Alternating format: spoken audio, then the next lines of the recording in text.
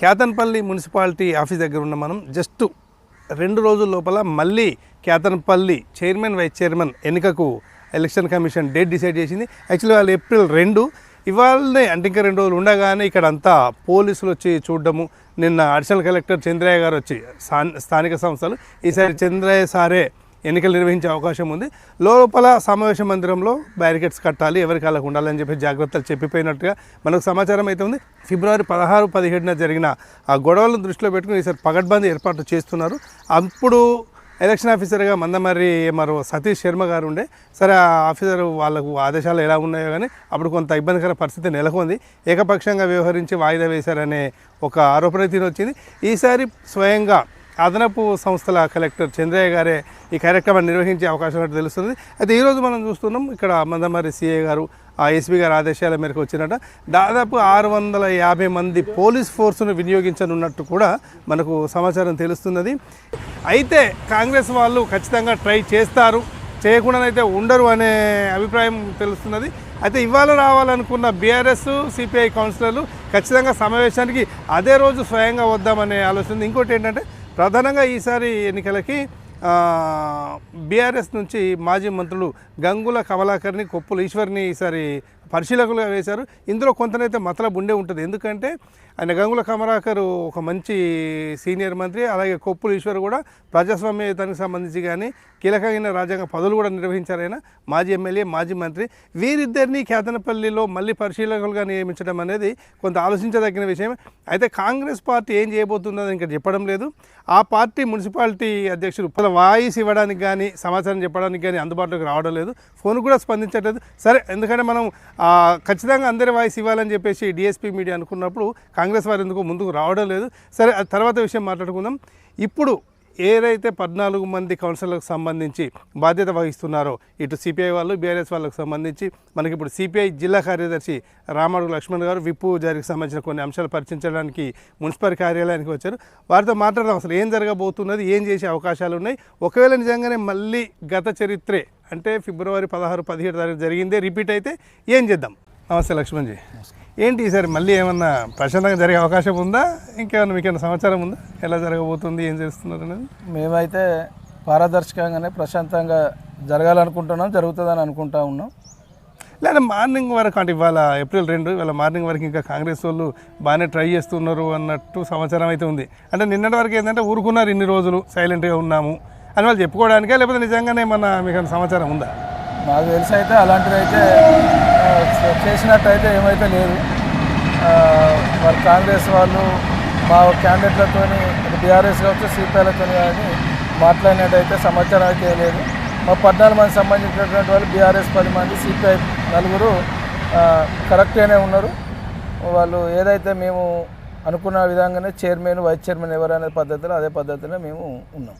అయితే సోషల్ మీడియాలో నిన్న రాత్రి నుంచి మొదలైంది మళ్ళీ చర్చ. ఓ 3 బీఆర్ఎస్ వాళ్ళు లాగుతారు, లేకపోతే సిపిఐ వాళ్ళు ఇస్తారు, లేకపోతే సిపిఐకే చైర్మన్ ఇస్తామని ఒప్పుకుందాము అని చెప్పేసి మాట్లాడుకుంటున్నారు అని. అయితే మేము గతంలో కూడా కాంగ్రెస్ వాళ్ళు అడిగిన మాట వాస్తవమే. సిపిఐ వాళ్ళు మనం ఇండియా కూటమిలో ఉన్నాం, మరి పోయినసారి మిత్రపక్షంగా చేసినాం కదా, చైర్మన్ ఇస్తాం రానంటే మేము అట్లా కుదరదని చెప్పినాం. ఎందుకంటే బీఆర్ఎస్ సిపిఐ ముందే ఎన్నికల ముందే ఒక అవగాహనకు వచ్చి అలయన్స్తో వేయడం కాబట్టి ఆ తప్పు చేయలేమనేటువంటి దాని మీద ఉన్నాం. ఇలా కాంగ్రెస్ వల్ల ఆంకార ధోరణి వల్ల వాళ్ళ అధికార పార్టీ ఉన్నటువంటి పద్ధతిలో మాట్లాడడం వల్ల ఈ పరిస్థితి వచ్చింది తప్ప మరొకటి కాదు. సరే, ఈ కేతనపల్లి ఈ ఎన్నిక వరకు మాత్రం బీఆర్ఎస్ సిపిఐ కలిసే చైర్మన్, వైస్ చైర్మన్ ఎన్నిక జరుపుకుంటాం. ఓకే, అంటే ఇప్పుడు ఫిబ్రవరి 17కు ఏప్రిల్ 2 అంటే 4 తారీఖు 50 రోజుల గ్యాప్, 48 రోజుల గ్యాప్. అప్పుడు అంటే అనుకోకుండా వాళ్ళంతా ఒత్తిడి చేస్తారని కానీ అట్లా జరుగుద్దని ఎవరు ఎక్స్పెక్ట్ చేయలేదు కాబట్టి జరిగింది. ఇప్పుడు ఈ 50 రోజులలో మీరు ఎట్లాంటి ఎత్తుగడేసిన ఒకవేళ మళ్ళీ వాళ్ళు అలాగే చేస్తే? మేమైతే అలాంటి ఎత్తుగడ చేయరని అనుకుంటా ఉన్నాం. ఎందుకంటే ఆ రోజు చేసినటువంటి 16 కావచ్చు, 17 తారీఖు కావచ్చు, అప్పుడు ఎన్నిక జరిగినటువంటి సందర్భంలో అటు బీఆర్ఎస్లను కావచ్చు సిపిఐ అభ్యర్థులను లోపల హౌజ్లో ఇబ్బంది చేసినటువంటి పరిస్థితిలో మా అందరూ కూడా కౌన్సిలర్లు అట్టాయి. ఇంకా వాళ్ళు ఐక్యంగా సమిష్టిగా మంచి స్ట్రాంగ్గా ఉన్నారు. అలాంటివి కూడా ఎలాంటివి జరగకుండానే 14 మంది మేము అనుకున్నట్టుగానే మళ్ళీ సేమ్ చైర్మన్, వైస్ చైర్మన్ ఎవరైతే అనుకున్నామో చైర్మన్గా సంధ్యారాణి గుడిసెల, వైస్ చైర్మన్గా మిట్టపల్లి సరిత సిపిఐ పార్టీ ఉండి వీళ్ళే ఉంటారు. అదే పద్ధతిలో ఉన్నాం. రైట్. ఇవాళ వరకు మీరు ఒక స్టాండ్ తీసుకున్నారు. ఇప్పుడు మీరు మున్సిపల్ ఆఫీసులో అటు లోపలికి వెళ్ళి వస్తున్నారు.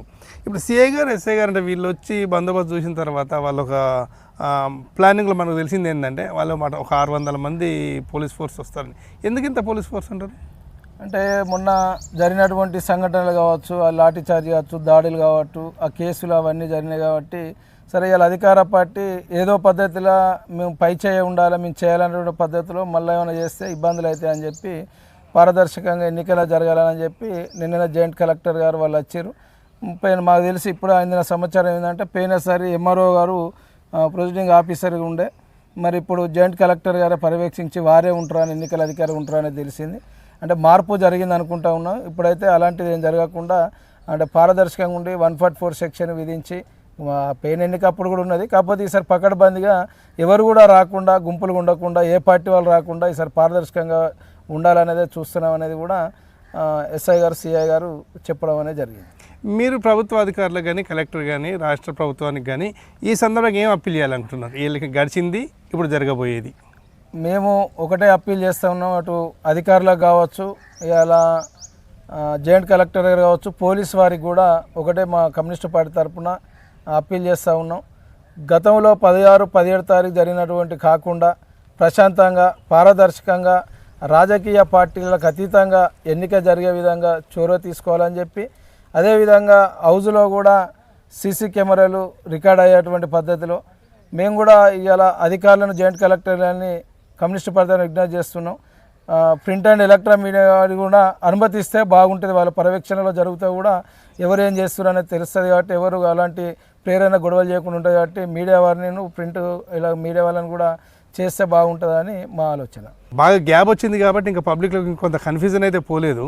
మంత్రి గారు నిన్న మొన్న మాట్లాడుతూ కూడా ఇంకా కూడా శిబిరంలో ఉన్న వాళ్ళల్లో ఇటు బీఆర్ఎస్, సిపిఐ వాళ్ళల్లో చైర్మన్ ఎవరైనా గొడవ జరుగుతుంది కాబట్టే ఇక తేల్చుకోలేకపోతున్నారు అన్నారు. మాకైతే ఎన్నిక ఫలితాలు వచ్చిన కానీ ఇప్పటి వరకు ఇప్పటి వరకు కూడా చైర్మన్, వైస్ చైర్మన్ విషయంలో ఎక్కడ కూడా కాంట్రవర్సీ రాలేదు. మేము బీఆర్ఎస్ కావచ్చు, సిపిఐ అనుకున్నట్టే చైర్మన్గా గుడిసెల సంధ్యారాణి, వైస్ చైర్మన్గా మిట్టపల్లి సరిత సిపిఐ నుండే ఇప్పటి వరకు కూడా అదే పద్ధతిలో ఉన్నది. ఎవరు కూడా ఇది కావాల్సుకొని కాంగ్రెస్ వాళ్ళు ప్రచారం చేస్తున్నారు తప్ప ఇంకోటి లేదు. సరే, వాళ్ళు అధికార పార్టీలో ఉన్నారు కాబట్టి కొంత ఇబ్బందిలో పడుతూ ఉన్నారు. ఎందుకంటే అధికారంలో ఉండి, ఎమ్మెల్యే, మినిస్టర్ ఉండి, ఎంపీగా ఉండి పోవడం వల్ల కొంత బాధాకరం అనిపిస్తుంది అనేది వాళ్ళకి ఏదో ఎక్కడో దింపుడుగా ఆశ ఉన్నట్టు కనిపిస్తూ ఉన్నది. కానీ అది వాళ్ళ భ్రమలన్నీ అవన్నీ ఉత్తే. వారు ఏం చేసినా ఏదైనా వాళ్ళు తల కింద వేసి కాలు పైకి పెట్టినా కూడా చైర్మన్ అయ్యేది, వైస్ చైర్మన్ అయ్యేది ఉండేది. బీఆర్ఎస్, సిపిఐ కైవసం చేసుకుంటాయి. ఒకవేళ అన్నట్టు చర్చలు జరుగుతున్నట్టు బయట మినిస్టర్ గారు, ఎంపీ గారు అంటే ఎమ్మెల్యే, ఎంపీ గారు కాబట్టి ఎక్స్ ఆఫీషియో ఒకటి ఉంటుంది. వాళ్ళు వస్తే మళ్ళీ పోలీసులు ఎలాగ ఇట్నే చేస్తారు, మళ్ళీ ఎలాగ ఏదో జరగబోతుంది అని అంటున్నప్పుడు, ప్రజలంతా ఇదే ఆలోచనలో ఉన్నప్పుడు సిపిఐగా మీ స్టాండ్ ఏంటి? ఇలా ప్రజాస్వామ్యయుతంగా ఇలా భారత రాజ్యాంగంలో కల్పించిన హక్కు పద్ధతిలో ఎవరు మెజార్టీ సభ్యులు ఉంటే వాళ్ళు కావాల్సినటువంటి ఉంటుంది. ఇవాళ వాస్తవానికి ఇవాళ ఇవాళ 22 వాళ్ళల్లో ఇలా 10 బీఆర్ఎస్, 4 సిపిఐ 14 మెజార్టీగా గెలిచి ఉన్నాం. కాంగ్రెస్ వాళ్ళు 7 గెలిచారు, ఒక ఇండిపెండెంట్తో 8. అక్షయ వాళ్ళ ఓట్లతో 2 10 అవుతున్నారు. ఇంకా వాళ్ళకు 4 కావాలి. అయినప్పటికీ కూడా వాళ్ళు ఇంకా ఆశ పెట్టుకోవడం, ఇవాళ మాకు తెలిసి వాళ్ళు ఉందాగా ఇవాళ వాళ్ళు గౌరవంగా వారికి ఉన్నటువంటి కుటుంబానికి ఉన్నటువంటి కాక వెంకట శంకర్కి ఉన్నటువంటి పేరు ప్రతిష్టలు పోకుండా ఉండాలంటే వాళ్ళు రాకుండా ఉండడమే మంచిది. వాళ్ళు వస్తే మళ్ళీ ఏదో గొడవలు ప్రారంభించడానికి వచ్చినట్టు అయితే తప్ప మరొకటి ఉండదని మా కమ్యూనిస్ట్ పార్టీ తరఫున వాళ్ళని విజ్ఞప్తి చేస్తా ఉన్నా. అంటే రాకుండా ఉండడమే బెటర్, రాకుండా ఉండడమే మంచిది. ఎందుకంటే వాళ్ళు వచ్చిన ఉపయోగం లేదు కదా. వస్తే అవుతుర్రు అంటే రావచ్చు, వాళ్ళ ఓటు వినియోగించుకోవచ్చు. కానీ రాకుండా వాళ్ళు ఎన్నిక కాయేటువంటి వాళ్ళ మెజార్టీ లేదు కాబట్టి 7 గెలిచి వాళ్ళు ఎట్లయితారు? 14 ఓళ్ళు నిడిచిపెట్టి 7 అవుతారా? అది రాజ్యాంగం లేదు, అది ఎక్కడ కూడా లేదు. వాళ్ళే ఒక ఉందాగా వారికి ఉన్నటువంటి కాక వెంకటసారి ఉన్న పేరు ప్రతిష్టను కాపాడే విధంగా వారు ఉండడం మంచిది. మళ్ళీ హౌజులకు వచ్చి మళ్ళీ పేనసారి లెక్కన గొడవ చేసి అవన్నీ చేస్తారు అన్నటువంటి ఆలోచన ఉంటేనే వస్తారు తప్ప వారు మరొకటి కాదని మేము అనుకుంటాము.